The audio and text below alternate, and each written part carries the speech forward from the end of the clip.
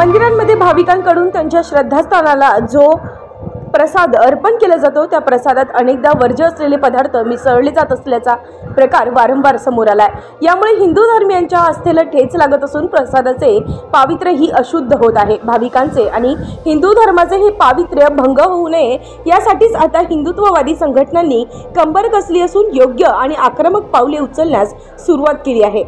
धार्मिक आस्थांशी निगडित असलेला प्रश्न सोडविण्यासाठी हिंदुत्ववादी संघटना एकवटल्या आहेत।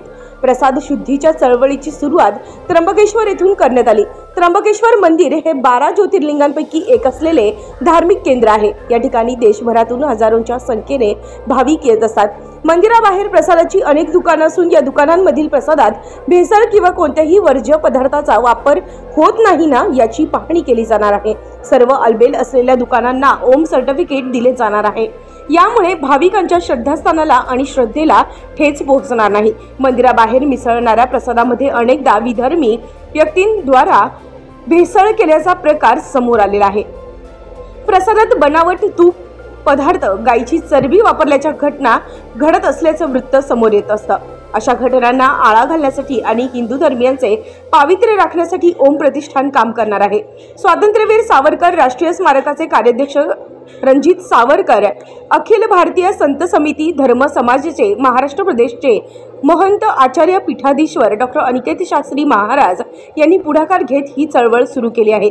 यावेळी त्यांच्यासह सुप्रसिद्ध अभिनेते तथा प्रखर देशभक्त शरद पोंक्षे, राज्यातील विविध हिंदुत्ववादी संघटनेचे पदाधिकारी कार्यकर्ते, त्र्यंबकेश्वर देवस्थानचे विश्वस्त तथा त्र्यंबकेश्वर पुरोहित संघाचे अध्यक्ष मनोज थेटे, विश्वस्त डॉक्टर सत्यप्रिय शुक्ल, माजी नगराध्यक्ष पुरुषोत्तम लोहगावकर, श्रीराम मंदिर संस्थेचे अध्यक्ष संकेत टोके, नाशिक पुरोहित संघाचे अध्यक्ष सतीश शुक्ल, ॲडव्होकेट भानुदास शौचे, विविध आखाड्यांचे साधू महंत यांच्यासह नगरीतील नागरिक मोठ्या संख्येने उपस्थित होते। यावेळी शंखनाद घंटानादच्या गजरात विविध मान्यवरांच्या हस्ते प्रसाद विक्रेत्यांना ओम सर्टिफिकेट देण्यात आले।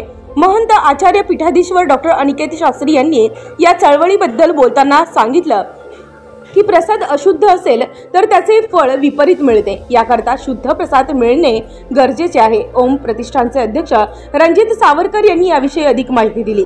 उत्तर महाराष्ट्र न्यूज नेटवर्कसाठी रामदास शील, त्र्यंबकेश्वर।